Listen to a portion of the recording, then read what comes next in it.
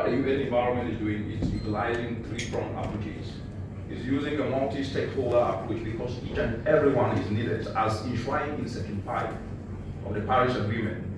That bringing state and non-state actors is the ultimate way to be able to implement climate action. That means civil societies, NGOs, private sector, policymakers, international development organizations, and even individual citizens must be brought together, because a problem as monumental as this cannot be solved by a single individual or by a government alone or by non-state actors. Each and every one needs to be brought together. So what the UN environment is doing across the entire continent is that it is leveraging on these inclusive partnerships through what it's constituted, and also this has been adopted by the African Ministerial Conference of the Environment and dovetailed into Rule 17 of the Sustainable Development Goals, called the Ecosystem-Based Adaptation for Food Security Assembly, is setting up inclusive partnerships within countries to be able to ensure that it brings all these state and non-state actors as enshrined in Section 5.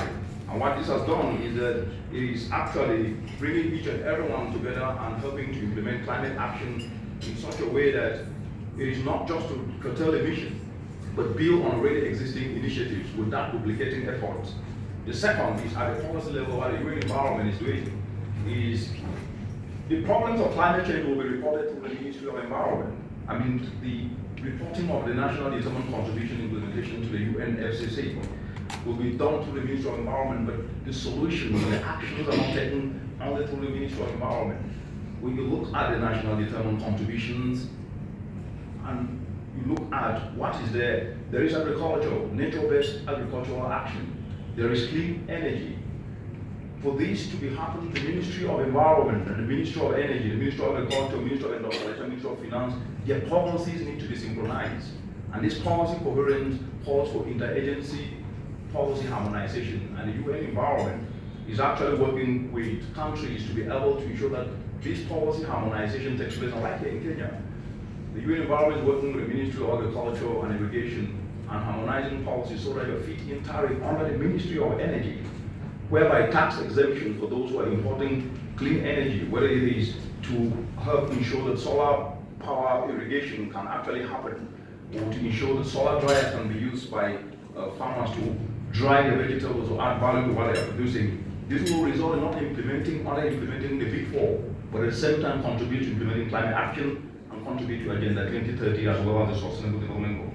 At the operational level, this is now dovetailing into what is called connecting the dots, because energy as a standalone is just as good, but not enough. Agricultural production using nature-based approaches is just as good, but not enough. When you produce and you add value and connect to markets, connecting the dots then reduces duplication of efforts. And this is what the green environment is doing. And the last part is financial innovation. When you look at report after report, the UN Environment Emissions Gap Report, the UN Environment Sustainable Report on Sustainable Financing, designing a sustainable financing system, which is called the UNEP Empire Report, the Second Africa Adaptation Gap Report. What this report is telling us, and also specific articles from the Paris Climate Change Agreement, specifically Article 2, Article 9, Paragraph 2, talks about alternative financing, especially in this case, voluntary financing. In addition to what the continent is doing today, what the UN Economic Commission report for Africa estimated early last year that the total investment required for implementation of the 44 ratified nationally determined contribution, both conditional and unconditional, is in the order of 2.5 trillion US dollars. But currently, the UN Environment Report on the Second Africa Adaptation Gap Report shows that with the already changing climate, the continent of Africa needs 15 billion US dollars every year to be able to adapt to the already changing climate. And if we are to hit 2 degrees, which we just 0.1 degrees away from it, we will need 50 billion. So with these astronomical figures, where will the money come from? The answer is, in as much as we have to depend and also look into what the developing countries are supposed to provide, African continent needs to innovatively look at how they can utilize innovative financing to do so.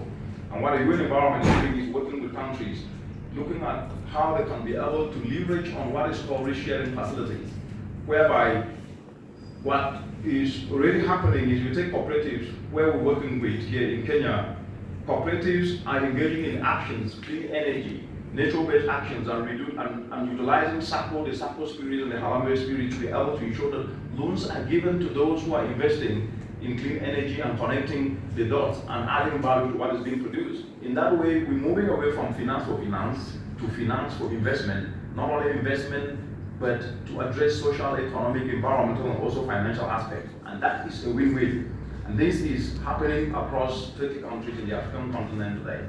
And this is also incentivizing not only an opportunity to be able to leverage on what we have, but also ensure that we implement climate action and support socio-economic opportunity. And lastly, we cannot be able to address climate change issues in the continent and unleash opportunities without taking into consideration what is called human capital.